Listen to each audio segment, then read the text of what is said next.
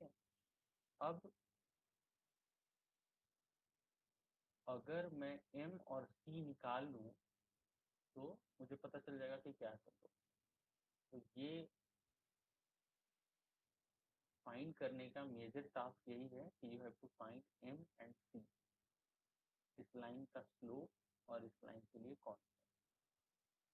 ठीक है। तो जो इसके स्टेप्स हैं, मैं जस्ट अभी स्टेप्स लिख रहा हूँ कि क्या स्टेप्स फॉलो करने हैं ऑब्लिक एसिम्प्टोट्स निकालने के लिए। उन स्टेप्स को फॉलो करेंगे हम, और हम ये दोनों असिम्प्टोट्स या इनफैक्ट ऑब्लिक एसिम्प्टोट्स सारे के सारे हमें मिल जाएंगे। जरूरी नहीं है कि एक ही हो, एक से ज़्यादा भी ऑब्लिक एसिम्प्टोट्स हो सकते हैं। फॉर एग्जांपल, ये अगर कर्व है तो ये line and this line, these two lines are oblique asymptotes। Clear? तो ऐसा बहुत सारा केस है कि एक से ज़्यादा एसिम्प्टोट्स हो सकते हैं किसी कर्व। कोई कर्व ऐसा है, suppose this this this line, मैं थोड़ा सही से इंक्लाइन कर देता, ये तो पैरेलल हो गया। तो कंबाइंड कोई भी कर्व कैसी भी हो सकती है। दिस, इधर से ये कर्व तरीके से आ रही है, this line will be the oblique asymptote, this line will be the oblique asymptote, फिर ये आगे इधर जा रही है तो this line will be the oblique asymptote। so there are more than one oblique asymptotes possible। तो हमें सारे ही निकालने हैं, और इनफैक्ट सबकी equation y equal to mx plus c ही होगी। मुझे बस m और c पता चल जाए अलग अलग, then I can say this one will be oblique. अब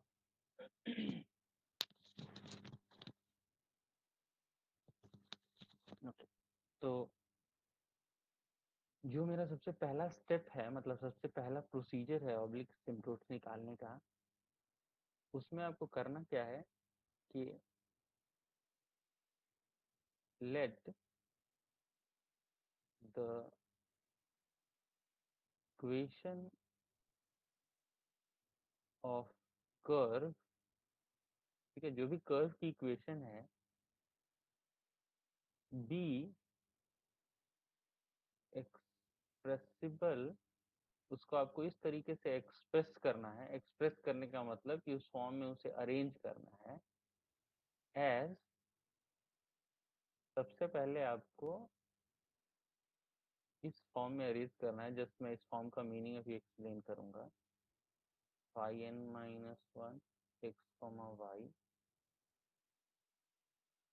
phi n minus two x comma y, plus, मैं लिख दे रहा हूँ ताकि आपके पास ये नोट डाउन रहे, phi one x y plus c is zero.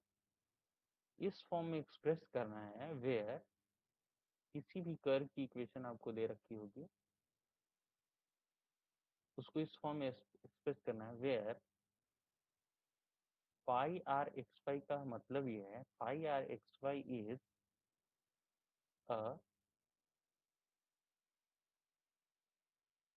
Homogeneous expression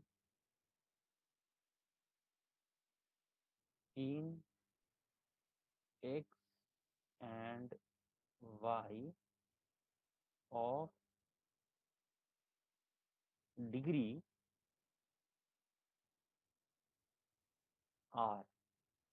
इसका मतलब ये हुआ कि देखिए, फाई आर एक्स वाई का मतलब ये हुआ कि if I am, suppose I am writing phi one x y, homogeneous का मतलब ये होता है, पॉलिनोमियल आपने पढ़ा होगा, पॉलिनोमियल की डिग्री आपने पढ़ी होगी। पॉलिनोमियल की डिग्री होती है जो टर्म है उसका पावर, लार्जेस्ट पावर। तो होमोजीनियस एक्सप्रेशन का मतलब ये हुआ कि वैसा एक्सप्रेशन जिसमें हर टर्म की डिग्री बराबर हो। For example, phi one x y मैं लिखना चाह रहा हूँ इसका मतलब homogeneous expression in x y of degree 1, मतलब ऐसा एक्सप्रेशन लिखूं जिसमें हर टर्म की डिग्री 1 हो। तो this is a homogeneous expression, एक ही टर्म है और इसकी डिग्री क्या है 1। This is also homogeneous expression, दो टर्म है, दोनों की डिग्री 1 है, इसकी डिग्री भी 1 है, इसकी डिग्री 1। ठीक है। x plus c, this is not homogeneous of degree 1 because इसकी डिग्री तो 1 है बट इसकी डिग्री 1 नहीं, यहाँ कांस्टेंट है। तो जो वेरिएबल हैं उनकी डिग्री आपको देखनी है और हर टर्म में वो डिग्री बराबर होनी चाहिए। तो आई होप ये क्लियर हो गया आपको 1 डिग्री का होमोजीनियस एक्सप्रेशन क्या होगा। अभी मैं आगे भी एक्सप्लेन कर रहा हूँ। सपोज मुझे लिखना है फाई 2xy, तो इसका मतलब ये हुआ दिस xy एक्सप्रेशन है 2 डिग्री का, बिकॉज आप देखो ध्यान से, कलेक्टिव डिग्री देखनी है मुझे, तो कलेक्टिव डिग्री इस टर्म एक है, इसकी डिग्री 1, इसकी डिग्री 1, टोटल सम 2 हो जाए। X square plus x y, ये भी एक होमोजीनियस ऑफ डिग्री 2 है, इसकी डिग्री 2, इन इस टर्म की collective degree 2। X square plus 2xy plus y square, ये भी होमोजीनियस एक्सप्रेशन है 2 डिग्री का। हर टर्म की डिग्री देखिए 2 है, इसकी 2, इसकी 1, तो कलेक्टिव 2 हो गई, इसकी 2। सिमिलरली आगे तक आप लिख सकते हैं। फाई 3 लिखना है मुझे, तो कैन एनीवन टेल फाई 3 के कोई भी expression, homogeneous expression of degree 3 का कोई एग्जांपल बता सकता है कोई, अगर ये दोनों समझ गए हो तो। सर जैसे आपने डिग्री 2 में लिखा वैसे x cube plus y cube लिख सकते हैं, और आगे प्लस एक्स स्क्वायर वाई या y square x. Exactly, cube plus 2x square Y plus y cube, ये भी है cube plus y cube plus 2y square x plus 5x square y. तो इनमें सब में देखिए डिग्री 3 3 है, इसकी डिग्री भी 3 है, इसकी भी 3 है, इसकी भी 3 है, इसकी भी। So if any doubt regarding this homogeneous expression, then let me know, just आप बताइए कि कोई डाउट हो तो। सर एक और बार बता दो ये मैं ये कह रहा हूँ कि phi r x y is homogeneous expression of degree r. तो उसके मैं एग्जांपल लिख रहा हूँ, अगर मुझे फाई 1 एक्स वाई लिखना है तो वैसे एक्सप्रेशन होंगे जिनके हर टर्म की डिग्री 1 हो। तो मैंने दो लिखे एग्जांपल, इसमें एक ही टर्म है, इसकी डिग्री 1 है, इसमें दो टर्म है और इंडिविजुअल टर्म की डिग्री 1 है। फाई 2 लिखना है, फाई 2 एक्स वाई मतलब 2 डिग्री का, इसमें देखो एक ही टर्म है और इनकी कलेक्टिव डिग्री क्या हो गई, इसकी 1, इसकी 1, तो टोटल डिग्री 2 हो गई, तो इसकी 2 हो गई डिग्री। सिमिलरली ये मैंने लिखा, तो यहाँ देखो हर टर्म की डिग्री 2 है, इसकी डिग्री 2, इसकी भी डिग्री 2, यहाँ पे इसकी डिग्री 2, इसकी भी डिग्री 2, क्योंकि टोटल डिग्री देखनी है मुझे, इसकी भी डिग्री 2 है। फाई 3 लिख रहा हूँ मैं, तो दो टर्म है, दोनों की डिग्री 3, तीन टर्म है, सबकी डिग्री 3, चार टर्म है, सबकी डिग्री 3। तो इस तरीके से, इस तरीके का कैसा भी एक्सप्रेशन आप लिख सकते हो। फाई 4 एक्स वाई लिखना है, तो ये होमोजीनियस का मतलब ये हुआ, मैं बस वही एक्सप्लेन कर रहा था। x4 ये एक होमोजीनियस एक्सप्रेशन है 4 डिग्री का, एक ही टर्म है, 4 डिग्री है।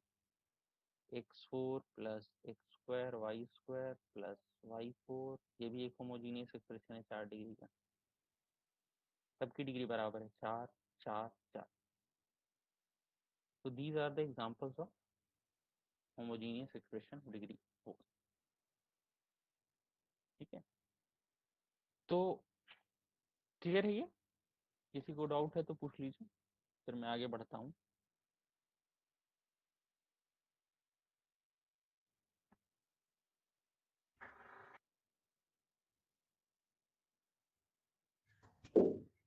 ओके, तो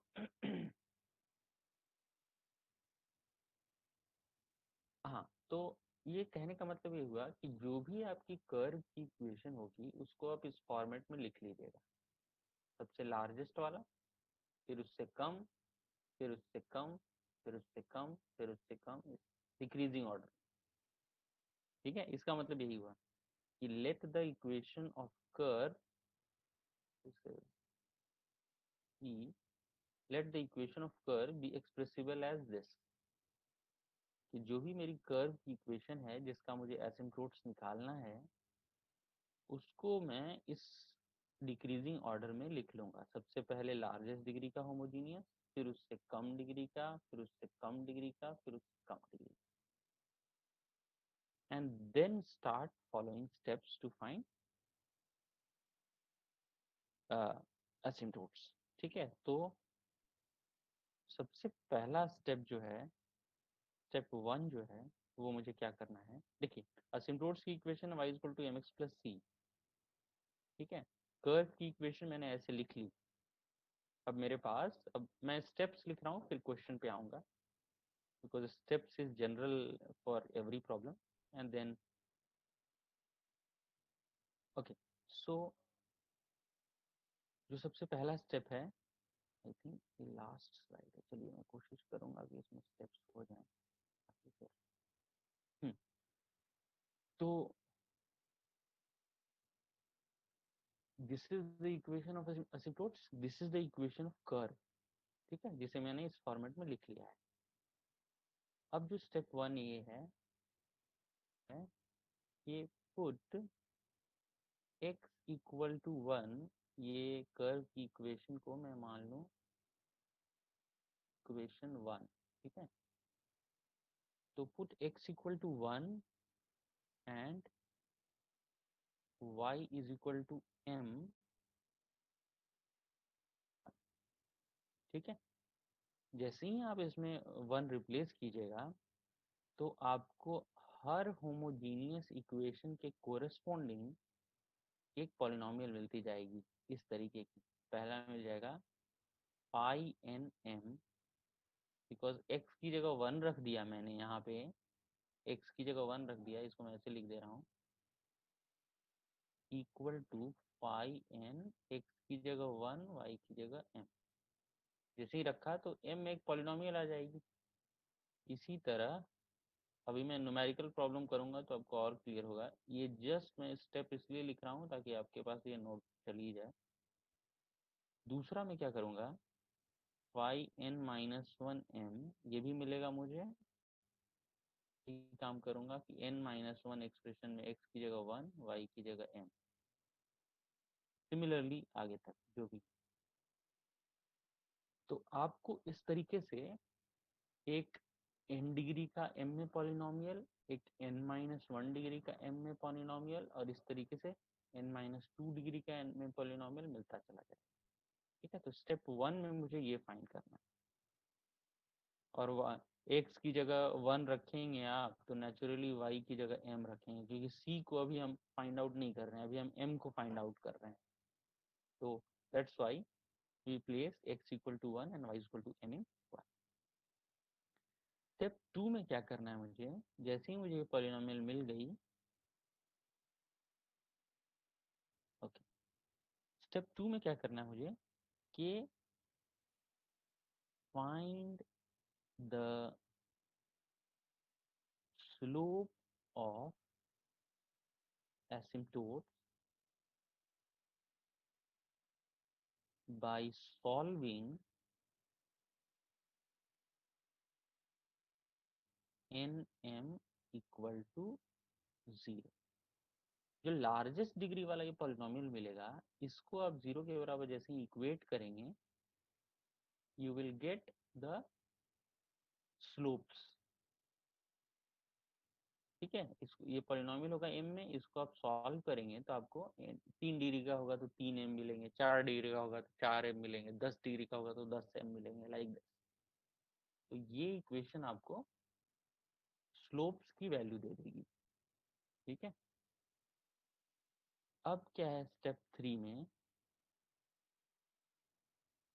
अब क्या है, पॉलिनोमियल के सॉल्यूशन जो होंगे जरूरी नहीं है कि वो सारे यूनिक हो, रिपीट भी करेंगे। क्वाड्रेटिक इक्वेशन होती है x-1 का होल स्क्वायर, तो इसमें 2 रूट्स आते हैं लेकिन दोनों सेम आते हैं।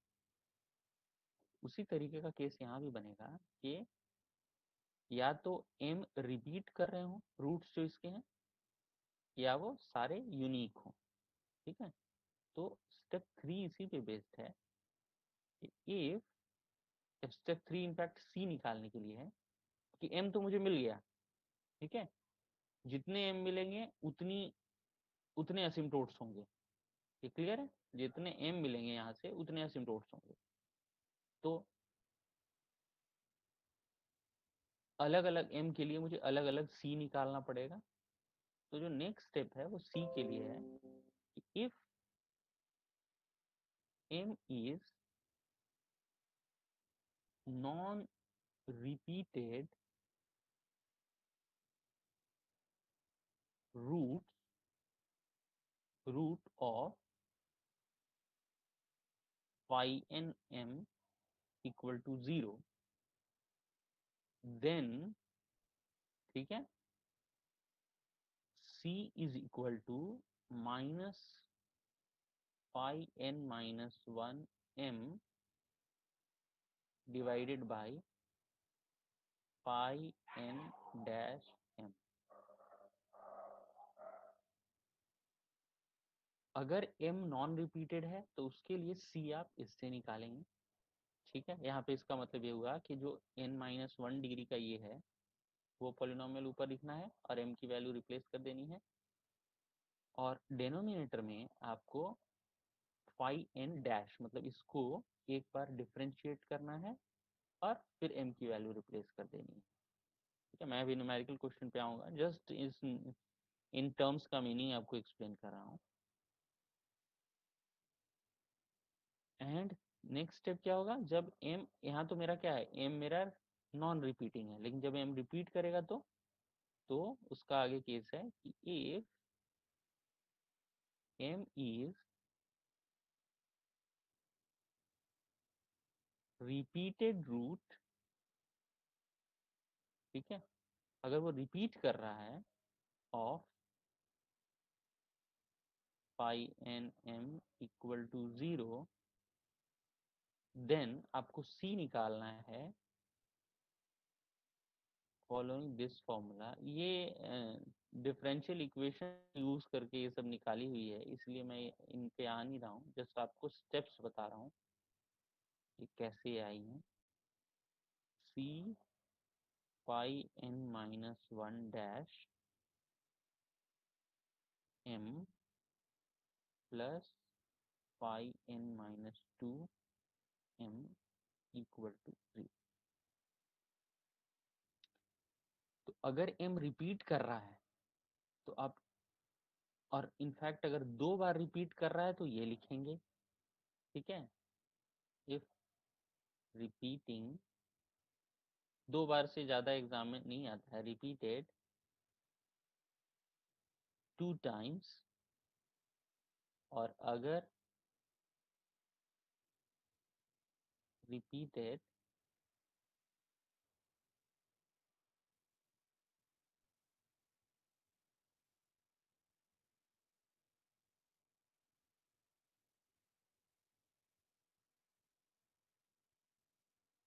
3 टाइम्स, तो यही इक्वेशन हो जाएगी c क्यूब, एनालॉगी से यहाँ पे लिख लीजिए, c cube by 3, in fact 3 factorial हो जाता है वो, phi n m plus c square by 2 phi n minus 1 double dash m plus C pi single dash n minus 2 plus pi n minus 3 m equal to, ठीक है। तो ये तो extra ही case मैंने लिख दिया है, this one, but only you have to require till that, ठीक है, ठीक है। सो ऑब्लिक एसिम्प्टोट्स निकालने का मतलब ही था मेरा m और c को निकालना। तो m और c को निकालने का तरीका जस्ट इन 4 स्टेप्स में है। ये सबसे पहले m निकालेंगे। सबसे पहले तो कर्व को इस ऑर्डर में लिखेंगे होमोजीनियस एक्सप्रेशन में, लार्जेस्ट फिर लोएस्ट फिर उससे नीचे फिर उससे नीचे। फिर x की जगह 1 और y की जगह m रिप्लेस कर देंगे। इंडिविजुअल जो होमोजीनियस एक्सप्रेशन आएगा वो अलग अलग पॉलिनोमियल आ जाएगा। लार्जेस्ट वाले को 0 के बराबर इक्वेट करेंगे तो मुझे m की वैल्यूज मिल जाएंगी। m की वैल्यूज मिल जाएंगी, उससे डिसाइड होगा कि m अगर सारे यूनिक आ रहे हैं तो c इस फॉर्मूले से निकाल लेंगे, और अगर m रिपीट कर रहा है तो c इस फॉर्मूले से निकाल। तो दीज आर द स्टेप्स। अब जस्ट मैं एक क्वेश्चन करता हूँ, तो पहले मुझे ये आपको सेव करना पड़ेगा।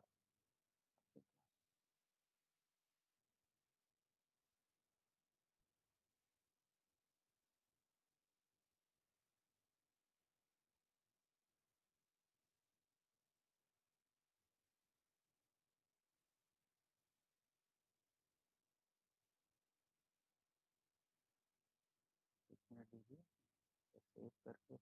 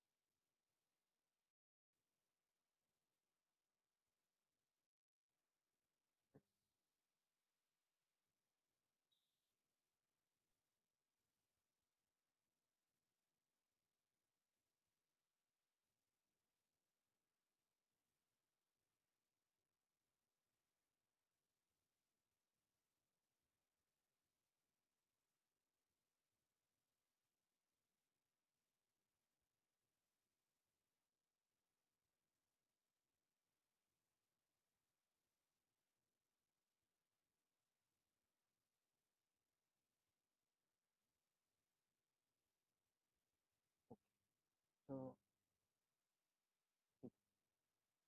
नाउ हम आते हैं क्वेश्चन पे। क्वेश्चन जो होगा हमारा कैसा होगा और उसे हम सॉल्व कैसे करेंगे, ठीक है। तो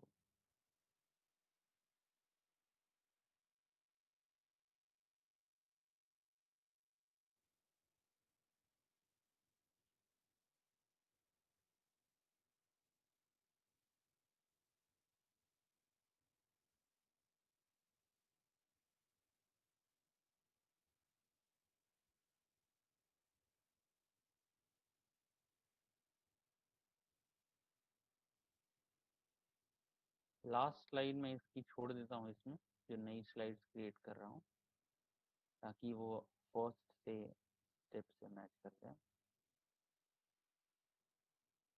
ये यहाँ तक फर्स्ट स्लाइड, ये तो यहाँ से,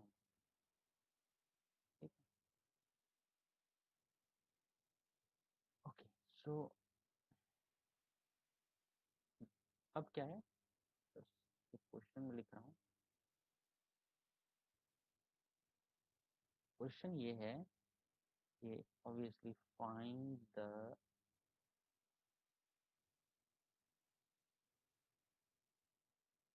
asymptotes of the curve।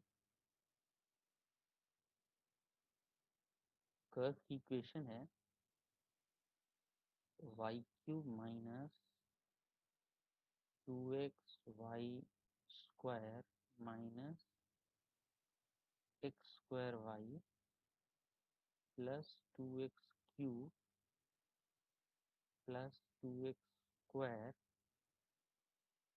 Minus 3x Y plus x minus 2y plus 1 equal to 0। ठीक है, तो ये कर्व की इक्वेशन है और मुझे इसमें असिम्प्टोट्स फाइंड करना है। तो मैंने आपको पहले ही बताया था, first step is that we try to write this the equation of curve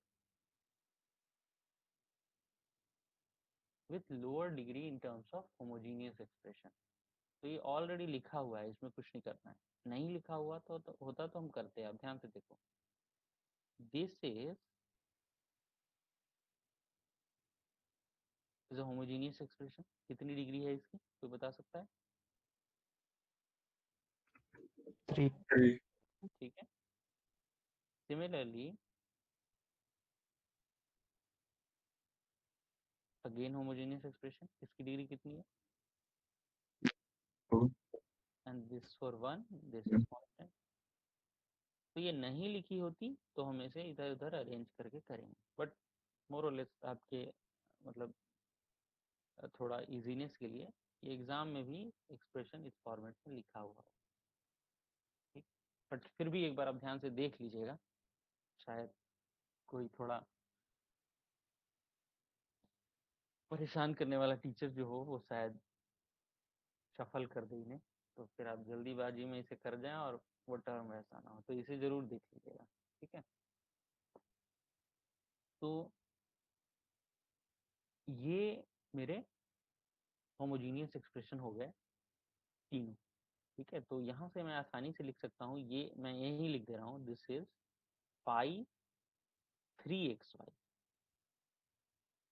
this is pi 2xy, this is pi 1x।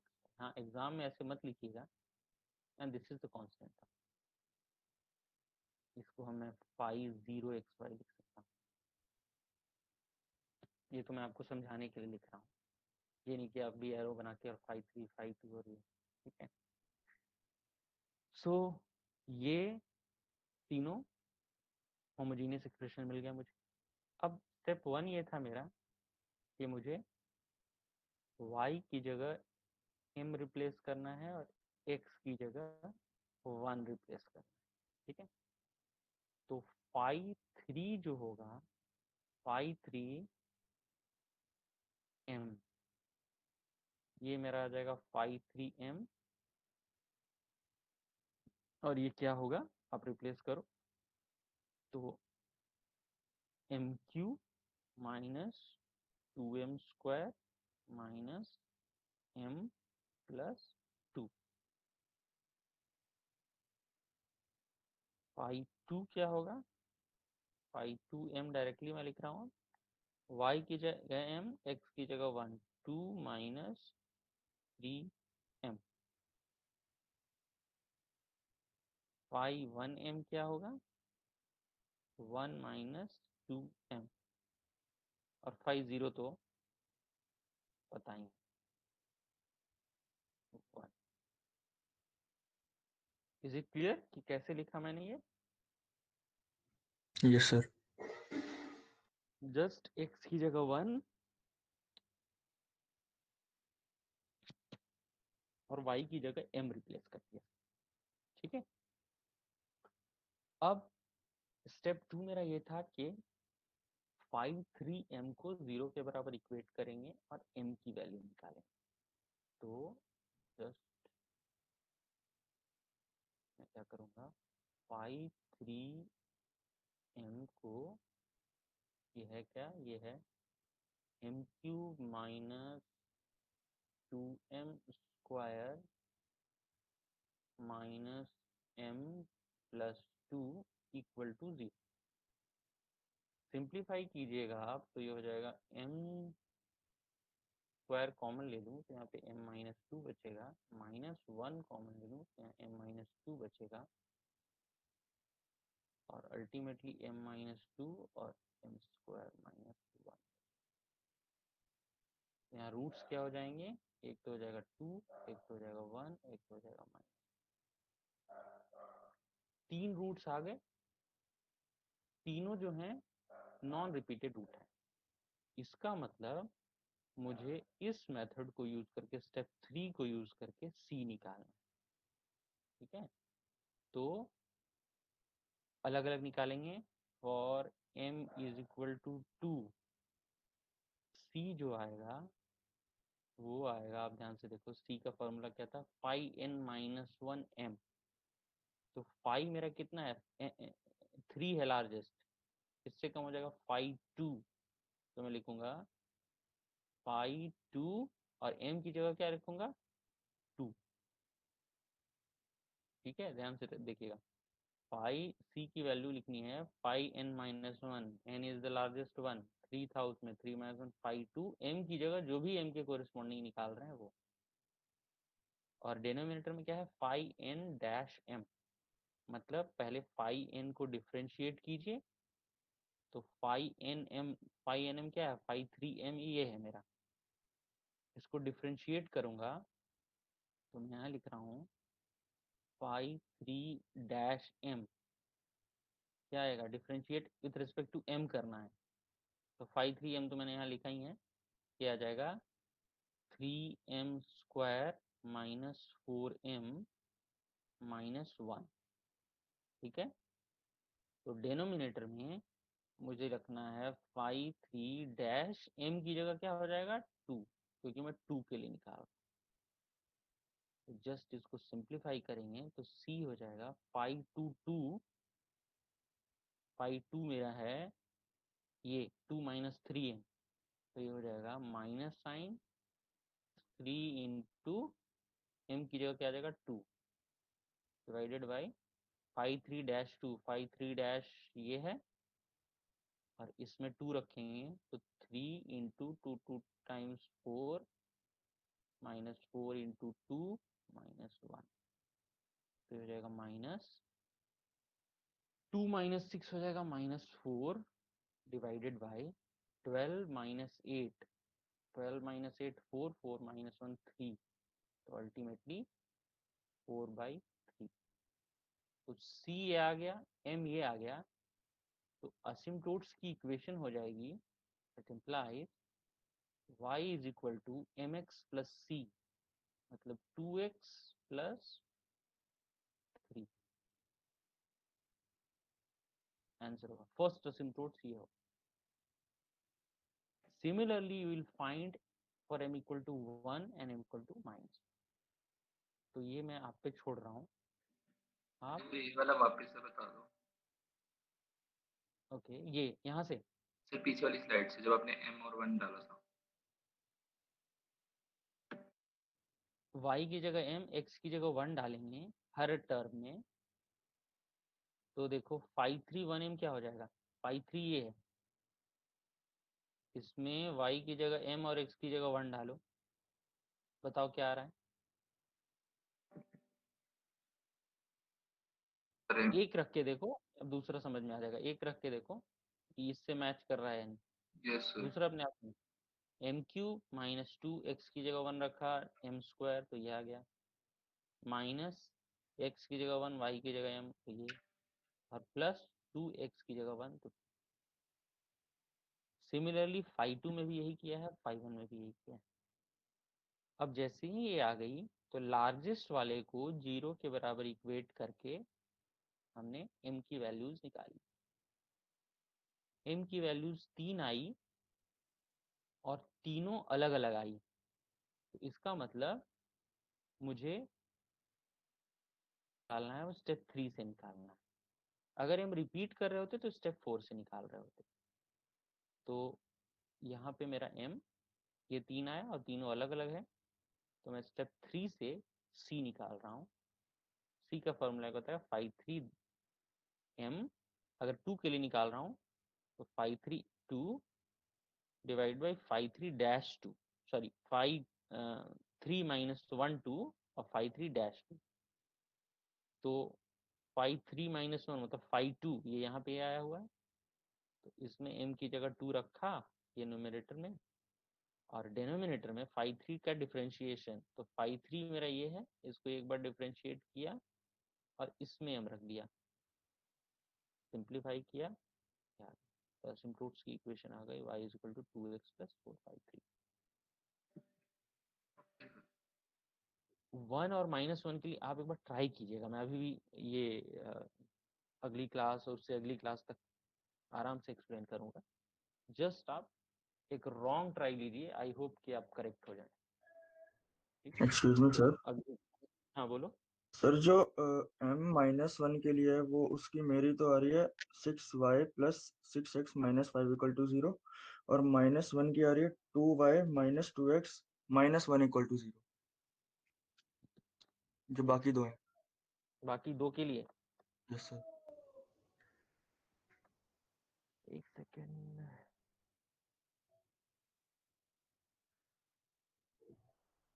हाँ -1 के लिए क्या आ रहा है?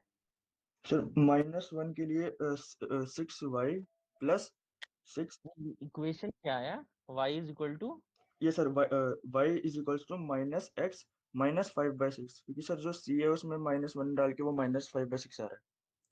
हाँ -x माइनस 5/6, ठीक है, और 1 के लिए, -1 यस के सर। लिए, और 1 के लिए सर उसके लिए x plus 1/2 y is equals to, plus और x माइनस 1/2 होगा आई थिंक 1 के लिए। Yes sir. नहीं सर, एक सेकंड। चलो, यस सर, आई थिंक -1/2 होना चाहिए। तो अगर कर लिया तुमने तो ठीक है, बाकी लोग के लिए मैं पूरा टाइम दे रहा हूँ, इसे आराम से आप बैठ के कीजिएगा, इंपॉर्टेंट क्वेश्चन है, फिर अगली क्लास में हम इसे डिस्कस करेंगे यहीं से। Yes sir. ओके, तो मैं जस्ट अटेंडेंस कॉल कर रहा हूँ आपकी, आप मुझे अटेंडेंस बता दो।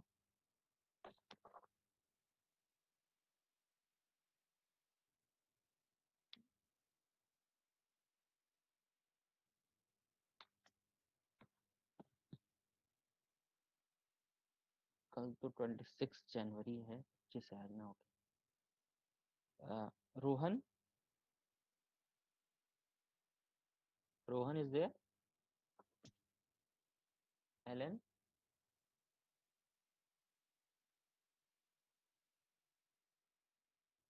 चैतन्य,